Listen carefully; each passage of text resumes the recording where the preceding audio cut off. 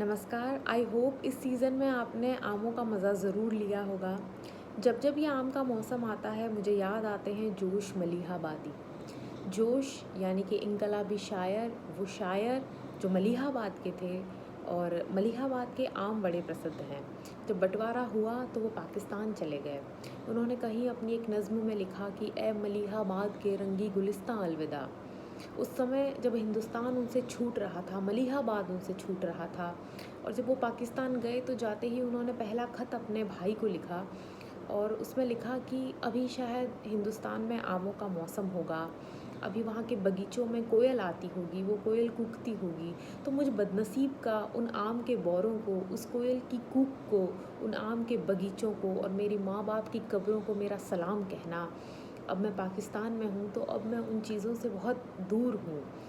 उन्होंने कहीं अपनी नज़्म में लिखा कि ए मलिहाबाद के रंगी गुलिस्तां अलविदा, अलविदा ए सरज़मी ए सुबह खंदा अलविदा, अलविदा ए किश्वरे शेरो शबिस्ता अलविदा, अलविदा ए जलवा गाहे हुस्ने जाना अलविदा। मलिहाबाद वो जगह है जहाँ पर लोग सिर्फ आम खाने के लिए नहीं, आम छीलने तक के लिए फेमस है। ऐसा कहते हैं कि वहाँ के लोग इतने स्किलफुल तरीके से आम छीला करते थे कि यदि कुएं की मुंडेर पर खड़े होके वो आम का पतला छिलका उतारते तो वो एक ही गोलाई, एक ही स्पाइरल बनाकर कुएं के पानी को छुआ करता था। इस तरीके से लोग आम छीला करते थे। एक बार मलिहाबाद के किसी आदमी से पूछा गया कि आप कितना आम खाते हैं, तो उन्होंने कहा एक दाढ़ी। तो अगले ने पूछा इसका क्या मतलब है, एक दाढ़ी का क्या मतलब है? तो उन्होंने कहा हम लोग यहाँ पर मलिहाबाद में उखड़ू बैठ जाया करते हैं और अपने सामने आमों का ढेर लगा लेते हैं और जब तक आम की गुठली या आम के छिलके का जो ढेर है वो हमारी दाढ़ी को नहीं छूता है, तब तक नहीं माना जाता कि आम आपने इस सीज़न में अच्छे से खाया है।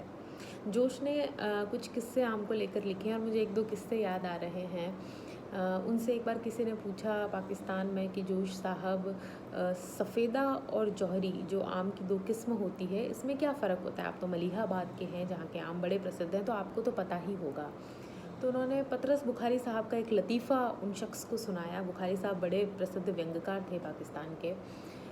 बुखारी साहब जब रेडियो स्टेशन में थे तो उनसे किसी ने पूछा कि बुखारी साहब ये बताइए सारंगी और तानपुरे में क्या अंतर होता है?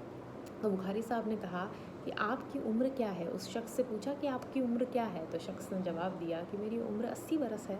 तो उन्होंने बोला कि जब आपने इतने साल, 80 साल आपने ज़िंदगी के बिना फ़र्क जाने निकाल लिए, तो 2-4 बरस और रुक जाइए, फिर तो आपको खुदा के घर जाना ही है। तो फिर आप फ़र्क जानकर क्या करेंगे? ऐसा ही एक किस्सा और मुझे याद आ रहा है कि पाकिस्तान में एक बार वो किसी शायर से उनकी भिड़ंत हो गई, किसी लोकल शायर से वो भिड़ गए।